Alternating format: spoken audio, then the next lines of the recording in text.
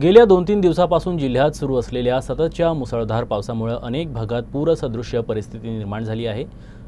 मानस्थी धरणाचे अतिरिक्त पाणी नदीत सोडल्यामुळे नदीकाठच्या वस्त्यांमध्ये पाणी शिरलं, ज्यामुळे अनेक नागरिकांची घरे पाण्याखाली गेली। या गंभीर परिस्थितीचा आढावा घेण्यासाठी बाळापूर विधानसभा मतदारसंघाचे आमदार नितीन देशमुख यांनी आढावा घेतला। काल अचानक बाळापूर शहरामध्ये पूर्ण शहरामध्ये पाणी घुसलं आणि पूर्ण वाहतूक विस्कळीत झाली आणि लोकांच्या घरामध्ये सुद्धा 4-4, 5-5 फूट पाणी गेलं।